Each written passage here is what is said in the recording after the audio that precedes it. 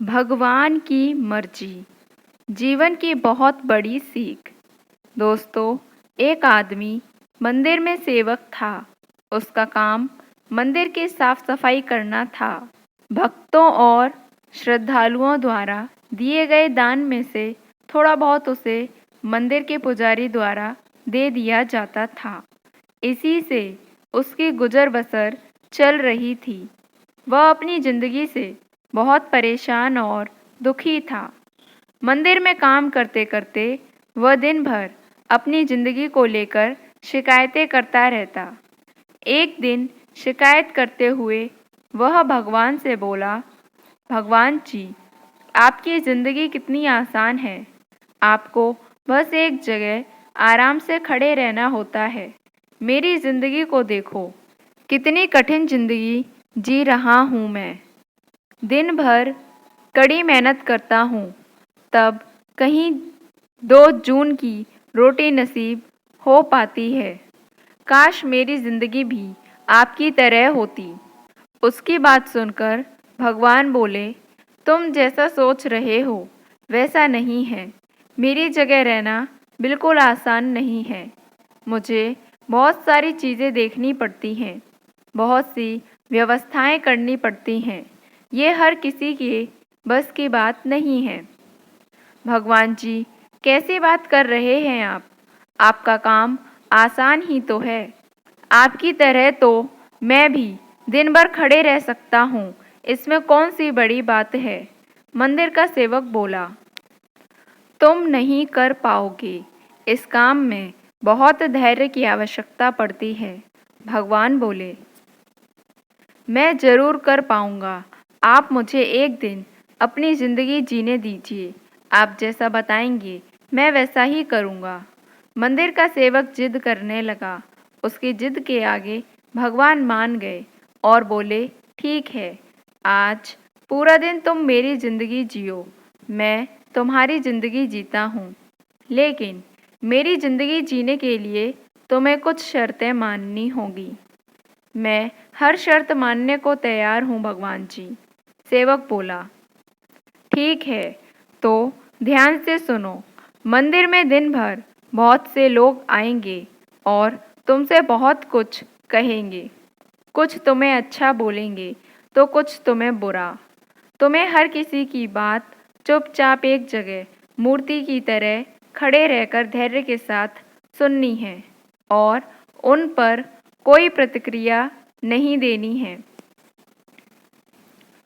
सेवक मान गया। भगवान और उसने अपनी जिंदगी एक दिन के लिए आपस में बदल ली। सेवक भगवान की जगह मूर्ति बनकर खड़ा हो गया। भगवान मंदिर की साफ सफाई का काम निपटाकर वहां से चले गए। कुछ समय बीतने के बाद मंदिर में एक धनी व्यापारी आया। भगवान से प्रार्थना करते हुए बोला, भगवान जी, मैं एक नई फैक्ट्री डाल रहा हूँ।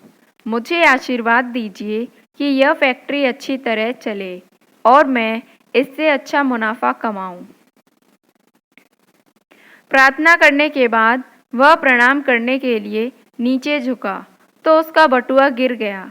जब वह वहां से जाने लगा तो भगवान की जगह खड़े मंदिर के सेवक का मन हुआ कि उसे बता दे कि उसका बटुआ गिर गया है, लेकिन शर्त अनुसार उसे चुप रहना था। इसलिए वह कुछ नहीं बोला और खामोश खड़ा रहा। पुलिस नाविक को पकड़कर ले जाने लगी। भगवान बने आदमी को अपने सामने होता हुआ ये अन्याय सहन नहीं हुआ। शर्त के अनुसार उसे चुप रहना था, लेकिन उसे लगा कि बहुत गलत हो चुका है। यदि अब मैं चुप रहा तो एक बेकसूर आदमी को व्यर्थ में ही सजा भुगतनी पड़ेगी। उसने अपनी चुप्पी तोड़ते हुए कहा, आप गलत व्यक्ति को पकड़कर ले जा रहे हैं। ये बटुआ इस नाविक ने नहीं चुराया, बल्कि इसके पहले आए गरीब व्यक्ति ने चुराया है। मैं भगवान हूँ और मैंने सब देखा है। पुलिस भगवान की बात कैसे नहीं मानती। उनकी बात मानकर उन्होंने नाविक को छोड़ दिया और उस गरीब आदमी को पकड़ लिया जिसने बटुआ लिया था। शाम को जब भगवान वापस आए तो मंदिर के सेवक ने पूरे दिन का वृतांत सुनाते हुए उन्हें गर्व के साथ बताया कि आज मैंने एक व्यक्ति के साथ अन्याय होने से रोका है। देखिए, आपकी ज़िंदगी जीकर आज मैंने कितना अच्छा काम किया है। उसकी बात सुनकर भगवान बोले, ये तुमने क्या किया? मैंने तुमसे कहा था कि चुपचाप मूर्ति बनकर खड़े रहना, लेकिन वैसा ना कर तुमने मेरी पूरी योजना पर पानी फेर दिया।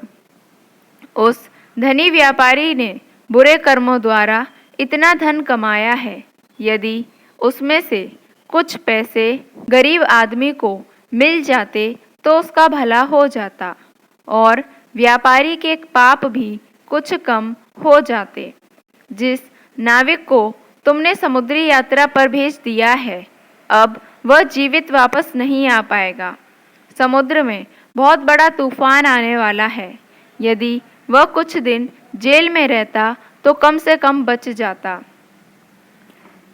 सेवक को यह बात सुनकर एहसास हुआ कि वह तो बस वही देख पा रहा था जो आंखों के सामने हो रहा था। उन सब के पीछे की वास्तविकता को वह देख ही नहीं पा रहा था। जबकि भगवान जीवन के हर पहलू पर विचार करके अपनी योजना बनाते हैं और लोगों के जीवन को चलाते हैं। दोस्तों, कहानी की सीख, हम सब भी भगवान की योजनाओं को समझ नहीं पाते। जब हमारे साथ कुछ गलत हो रहा होता है या हमारे हिसाब से कुछ नहीं हो रहा होता है तो अपना धैर्य खोकर हम भगवान को दोष देने लगते हैं। हम ये समझ नहीं पाते कि इन सब के पीछे भगवान की कोई ना कोई योजना छुपी हुई होती है। ऐसे समय में हमें भगवान पर विश्वास रखकर धैर्य धारण करने की आवश्यकता है। इसलिए चिंता ना करें। यदि आपकी मर्जी से कुछ नहीं हो रहा तो इसका अर्थ है कि वह भगवान की मर्जी से हो रहा है और भले ही देर से ही सही, भगवान की मर्जी से सब अच्छा ही होता है। उम्मीद है ये कहानी आपको अच्छी लगी होगी। धन्यवाद।